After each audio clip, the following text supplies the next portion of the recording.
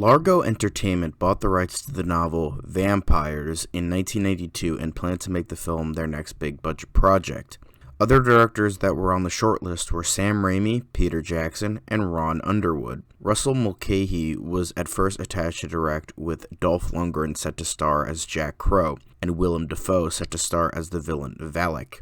It went through numerous drafts, with one taking place in the Vatican with a vampirized pope, and another being similar to Blade Runner but with vampires instead of androids. It was set to have a release date for the summer of 1996 with a budget of $50 million.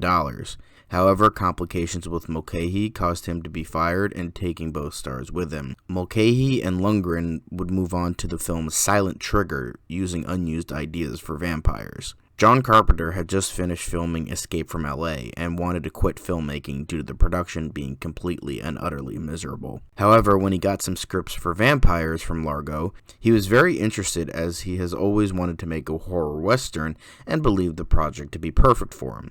He signed on, and the budget was set to $60 million, but was cut down to $20 million at the last minute.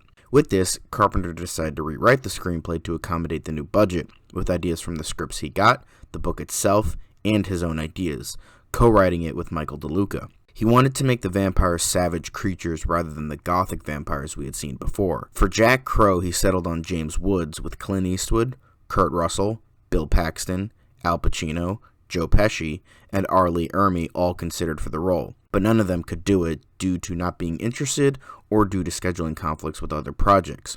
Ermey was declined by the studio, who didn't think he had enough star power. Alec Baldwin was cast as Tony Montoya, but had to drop out due to scheduling conflicts. So, he suggested his brother Daniel for the role instead, where he was officially cast. Cheryl Lee was cast as the prostitute Katrina based on her work in Twin Peaks. For the villain, John Carpenter's wife, Sandy King, who was a producer on the film, cast Thomas Ian Griffiths for the role of Valak. Dolph Lundgren was offered the role, but he didn't want to play the villain, so he declined. It was eventually released the day before Halloween in 1998, where it received mixed to negative reviews from critics and audiences, and was considered a box office bomb. Similar to Piranha, this is just one of those fun, guilty pleasure flicks. Don't get me wrong, it's a bad John Carpenter flick, but it's a damn fun vampire movie. It's probably the closest thing to a western that John Carpenter has ever made. Well, this and Assault on Precinct 13, as it's the genre he always wanted to make, but never got a chance to. James Woods simply plays himself, like in most of his movies, as a charismatic asshole vampire hunter. He's simply having fun with this movie, and he doesn't care who knows it. It's the ultimate schlock B-movie that you can't help but enjoy. I also like the vampires in this movie, how they're just bloodthirsty savages rather than the gothic brooding vampire we're more used to, adding to that sub-theme this month of reinventing an old myth and whether or not it works. Here, I think with what Carpenter was going for, it works. However, I think the more bloodthirsty versions were better executed in 30 Days of Night, another film I considered for this month. I also love how when the vampires go into the sunlight, they don't just get a bad sunburn, or they wince, or their skin starts peeling or something. No, they just fucking burst into flames.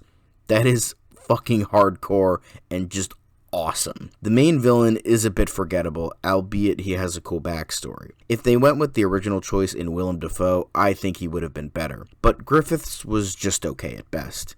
He should just stick to screwing with Ralph Macchio, to be perfectly honest. I also like the developing relationship between Father Guiteau and Jack. I think that was a good part of the film. I also don't know how close this is to the novel, so I can't really comment on that. But according to the author, John Steakley, it had a lot of the dialogue but none of the plot from his book. But he said he liked it.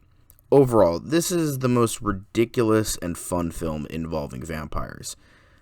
Although there is probably bargain bin crap that has an even more insane premise, but for a bigger budgeted flick, it's pretty ridiculous.